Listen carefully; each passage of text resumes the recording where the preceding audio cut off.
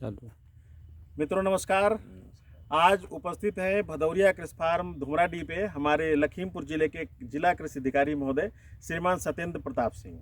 आपका राजकिशोर। श्रीमान राजकिशोर जी, आप भी कृषि विभाग से हैं और यहाँ पर जैसा कि जानते हैं ट्रेंच रेस्ड बेड मेथड जो उन्नीस के संस्थान द्वारा विकसित किया गया है और आज जिला कृषि अधिकारी महोदय को यहाँ ट्रेंच रेस्ड बेड मेथड की पूरी टेक्नोलॉजी के बारे में बताया गया है और उस टेक्नोलॉजी से कैसे किसानों को फ़ायदा होगा और कैसे किसान इससे लाभान्वित होंगे, इसके सभी फीचर्स के बारे में आपको बताया गया है। ये हमारा सौभाग्य है कि हमारे जिला कृषि अधिकारी महोदय आज टीआरबी मेथड का अवलोकन करने यहाँ भदौरिया कृषि फार्म धुमराडीह पर पधारे हैं। हम आपका स्वागत भी करते हैं और हम आपसे चाहते हैं कि जो अभी हमने आपको इसके फीचर्स के बारे में बताया है, आप अपने शब्दों से हमारे किसान भाइयों को बताने का कष्ट करें जिससे किसान भाई इसमें आसान्वित हों और इसको अपनाने का प्रयास करें और इससे लाभान्वित हो। तो ये जो है जो भदौरिया कृषि फार्म में 19 कृषि संस्थान के द्वारा और बहुत ही अग्रणी कृषक हैं विनीत सिंह भदौरिया जी, और ये हमेशा नए नए इनोवेशंस करते रहते हैं, हम सबको बुलाते रहते हैं। तो इन्होंने एक नई विधि जो डेवलप की है, अभी तक जो है गन्ना विभाग के द्वारा एक वैज्ञानिकों के द्वारा एक नई विधि बताई जाती थी कि ट्रेंच मेथड से जो है गन्ने की बुआई करें। इन्होंने उस विधि में थोड़ा संशोधन किया है, जैसा कि बताया है कि इसमें इन्होंने ट्रेंच को रेज किया है, जो बेड है उसको रेज कर दिया है और जिससे क्या नाम कि जो टोटल सरफेस एरिया है खेत का वो बढ़ गया है और डिफरेंट रूट जोन की क्रॉप्स हैं, जैसे सरसों हैं और क्या नाम कि गन्ना है, दोनों डिफरेंट रूट जोन की क्रॉप्स है। तो सरसों की जो जड़ें हैं वो अलग रूट जोन पे जाएंगी और गन्ने की जड़ें हैं वो अलग रूट जोन पे जाएंगी और दोनों का ड्यूरेशन दोनों क्रॉप्स का अलग अलग है। तो निश्चित रूप से क्रॉप का जो कम्पिटिटिवनेस है आपस में वो बहुत कम रहेगा और दोनों को जो फर्टिलाइज़र है और पानी की अवेलेबिलिटी है वो पर्याप्त मात्रा में उपलब्ध होगी, जिससे पौधों की ग्रोथ अच्छी होगी। ये आगे अब आने वाला समय जो है अभी भदौरिया जी जो है बताएंगे कि इसके बाद में जब फसल तैयार होगी तो कितना प्रोडक्शन मिला। जैसे अभी इन्होंने बताया कि 2 एकड़ जो है क्षेत्र फल में जो है क्या नाम कि इन्होंने गन्ना और सरसों की इंटरक्रॉपिंग की है और ये बहुत अच्छा इनोवेशन है। कृषि विभाग भी हमेशा इस बात को प्रोत्साहित करता है कि किसान भाई गन्ने के साथ साथ सहफसली भी करें और तिलहन को जो है भारत सरकार बढ़ावा भी दे रही है, उत्तर प्रदेश सरकार भी बढ़ावा दे रही है कि तिलहन को उत्पादन को बढ़ाया जाए। तो मैं भदौरिया जी का बहुत बहुत स्वागत करता हूँ और उनका अभिनंदन करता हूँ और इसके लिए बधाई के पात्र हैं कि इन्होंने जो है सरसों के उत्पादन को लेके थोड़ा सा कृषक जो है कम इच्छुक होते हैं सहफसली के लिए, एक ही फसल लेते हैं, तो खासतौर से उन्होंने तिलहन का प्रयोग करके बहुत ही अच्छा कदम उठाया है। निश्चित रूप से ये भारत की आत्मनिर्भरता जो तिलहन के क्षेत्र में लाने का जो प्रयास है उसमें अपना जो कदम है, एक छोटे से कदम है, वो अन्य किसानों के लिए प्रेरणा का स्रोत बनेंगे। और मैं चाहता हूँ कि अन्य जो हमारे कृषक भाई हैं वो भी इस कृषि फार्म में आएँ और देखें कि किस तरीके से क्या नाम कि हम खेती में अपने छोटे छोटे इनोवेशंस करके अपनी उत्पादन और उत्पादकता को बढ़ा सकते हैं। और जो सरकार का उद्देश्य है, गवर्नमेंट का उद्देश्य है, कृषि विभाग का उद्देश्य है कि किसान कैसे अपनी आय को दुगना करे, इवन दुगने से ज़्यादा करे, तो उसमें ये बेहतर कदम है। इनोवेशन किसान को खुद करना पड़ेगा और उसी से क्या नाम कि उसकी आमदनी बढ़ेगी। तो इसके लिए आप बहुत बहुत बधाई के पात्र हैं भदौरिया जी। इसमें मैं 2-3 चीज़ें इसमें जैसे कि आपने बताया इसमें क्रॉप कम्पिटिटिवनेस इसमें जो है ज़्यादा क्या नाम कि कम हो जाएगी।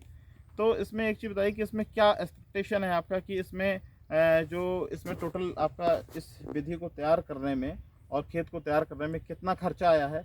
तो खर्चे के मामले में थोड़ा सा इसमें बताइए कि क्या है और उसमें उत्पादन में आपको क्या है? यदि खर्चा मान लीजिए इसमें ज़्यादा है तो उत्पादन जो है लगभग कितना इसमें अधिक आपको प्राप्त होने की संभावना है? महोदय, ये प्रश्न बहुत इम्पोर्टेंट है।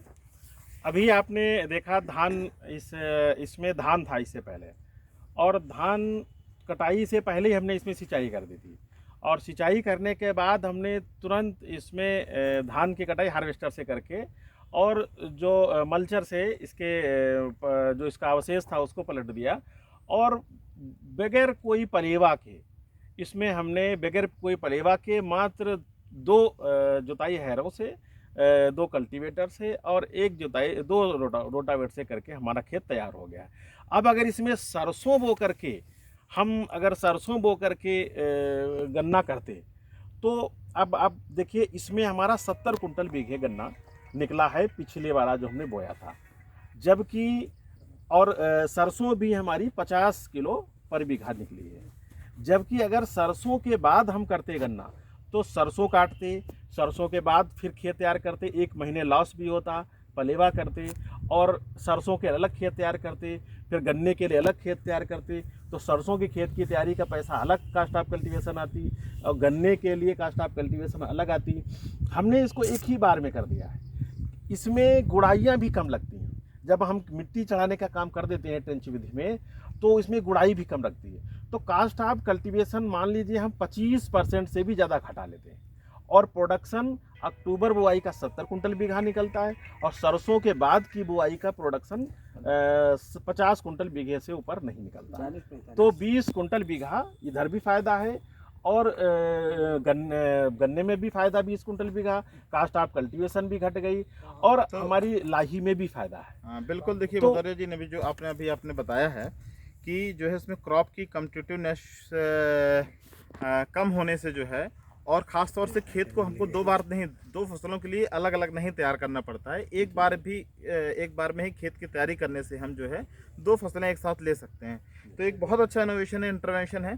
इसमें थोड़ा सा मैं चाहूँगा भदौरिया जी को थोड़ा सा ये बताएं खेत में जो है ज़मीन को देखते हुए किसान भाइयों के लिए कि कितनी दूरी पर जो है आपने जो है गन्ना बोया है और सरसों कहाँ बोई है, कौन सी आपकी रेस्ड बेड है।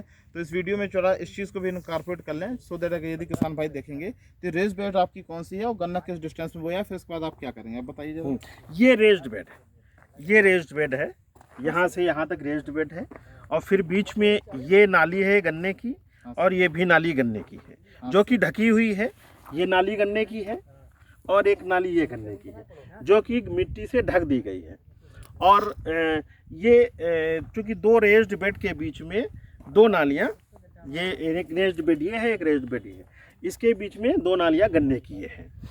अब हम क्या करेंगे, जब सरसों कट जाएगी तो सरसों जब कट जाएगी तो एक तो इस रेस्ड बेड पे एक रेजर चला देंगे इस पर, तो इसकी मिट्टी इस वाली गन्ने वाली लाइन पे चढ़ जाएगी और एक इस रेस्ड बेड पे रेजर चलाएंगे तो इसकी मिट्टी इस वाले गन्ने पे चढ़ जाएगी। तो सरसों तो दोनों सरसों आपने बेसिकली यहाँ बोई है ना? हाँ, सरसों हाँ, ये यहाँ पर बोई। तो ये देखिए जैसे कि आप ये सब जो हमारे किसान भाई देखेंगे इसको, तो ये देखिए कि क्या नाम कि इन्होंने ये जो है यहाँ पर जो है क्या नाम कि एक यहाँ पे एक फरो दिया गया है और गन्ने का एक जो है क्या नाम कि एक उन्होंने यहाँ बोया हुआ है, एक जो है यहाँ बोया हुआ है। उसके बाद में फ्लैट सरफेस रखी है।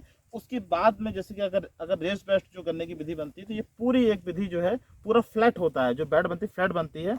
इन्होंने उस बेड के ऊपर भी एक छोटा सा जो है रेस्ड बेड बना दिया, उसमें इन्होंने जो है सरसों की बुआई की है।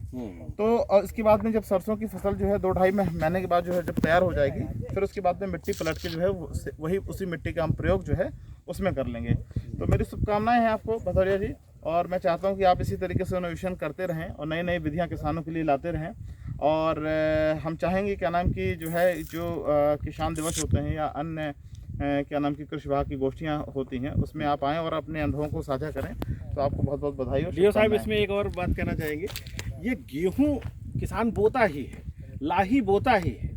ये ऐसी विधि है कि जिसमें किसान करता ही है वो काम। अब वो काम अगर थोड़ा सा इस टेक्नोलॉजी से कर ले तो किसान को फ़ायदा ही फ़ायदा हो जाएगा। धन्यवाद, धन्यवाद आप आए हमारे कार्यक्रम में। राजकिशोर जी, आपका भी बहुत बहुत धन्यवाद हमारे कार्यक्रम में आए। बहुत अच्छा, और हमेशा हम ऐसा करते रहेंगे और आपको बुलाते रहेंगे। जय हिंद, जय भारत, जय जवान, जय किसान, जय विज्ञान, जय अनुसंधान, भारत माता की जय।